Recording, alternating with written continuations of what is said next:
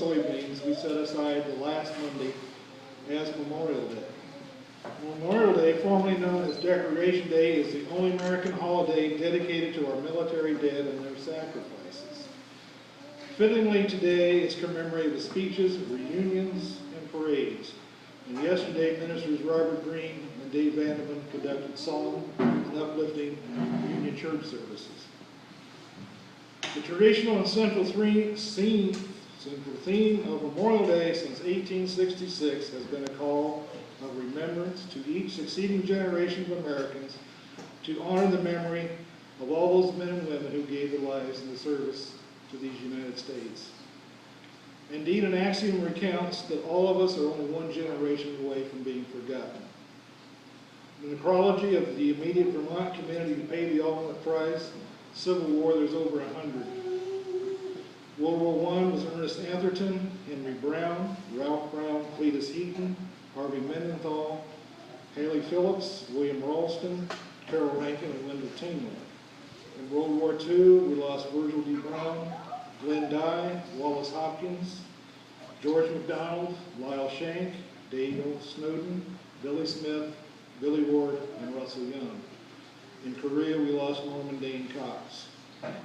The American Battlefield Commission, Monuments Commission, maintains 24 American cemeteries and walls of the missing on foreign soil, which commemorate the sacrifice of those Americans who perished on the 7 continents and above, on, or under the 7 seas. As we speak here today, memorial services are being conducted in Mexico City by the U.S. Ambassador. You'll be at the site of a mass grave of 750 unknown Americans who were killed in the 1846-1848 Mexican War. There's a Vermont connection to this saga. Lieutenant Rankin Dilworth of Ohio, who was related to the Vermont Dilworths, perished at Monterey at age 24. And the quote is, "To this very day, the bones of many an American soldier lie buried in some lonely, forgotten spot in places known only to the men who have long since joined their comrades in death."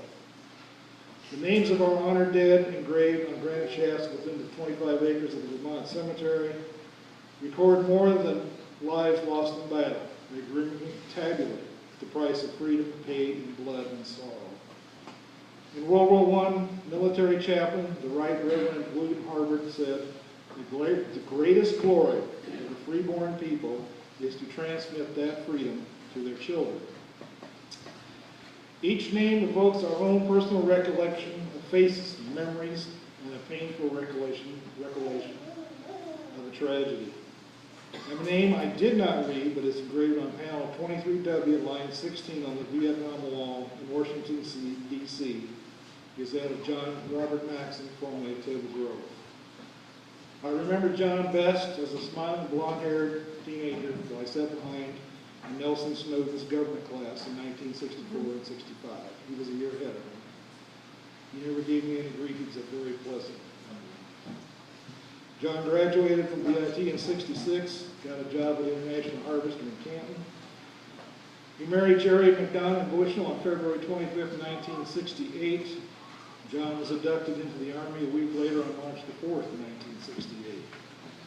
The young couple's infant son, Robert Allen, passed away at birth on June 12, 1968, while he was still probably in AIT. On January 13, 1969, Sergeant Maxson of the 1st Air Cav, 2nd Battalion, 5th Company, arrived in Vietnam to start his one-year tour. Fate, however, was not kind to John. On June 9, 1969, his wife, his sister Joyce, and brother Richard received word that John had been killed in action near the Mustang Trail, a time in 4 days earlier. Any inheritance must by necessity imply sacrifice. The numbers are enough to make heaven weep. American Revolution, 25,000. Civil War, 625,000. World War I, 116,516. World War II, 405,399. Korea, 36,516. Vietnam, 58,209. Iraq, 4,487. Afghanistan, 2,031. Since 1775 and 75 significant military actions, 1,531,035 Americans have suffered, sacrificed, and safeguarded, all for the benefits of generations coming after them. They were the leaders in our homes, mentors in our community, and champions of our values. They were all someone's son or daughter, brother or sister, husband or wife, cousin or friend. Pat McKinney is going to recite the Gettysburg Address, and he will remind us that the valor of the veterans of Gettysburg is still with us, as those are those of Verdun, Bellawood, Pearl Harbor, Normandy, Iwo Jima, Chosin Reservoir, Tet, New York Twin Towers, Fallujah, Kandahar, and the 2013 Boston Marathon. It is that way with all wars. We mourn all our losses, but more so those in war. I am sure it is a comfort for the generations, for the families of our fallen vets to know that people beyond their family and their generation still remember the vets in the fair. Those fellow Americans whom we mourn and remember today did not make policy or shape strategy. There's no politics in combat. These were the airmen, the infantrymen, the sailors, the Marines, the Coast Guardmen who suffered, died, or survived. They left us a multi-layered legacy. The future fate denied them is here and now. Today we are repaying a debt to those who fought and died, saluting their sacrifice, redeeming their suffering. As we do not forget the fallen, neither let us forget the living vets who are still dealing with the physical and emotional consequences of their wars. There is the Vietnam axiom that applies to any vet in any war. Not everyone who lost his life in Vietnam died there. Not everyone who came home from Vietnam ever left there. On February 7, 1844, Ralph Waldo Emerson presented a lecture in Boston, and he said, "It seems so easy for America to inspire and express the most expansive and humane spirit.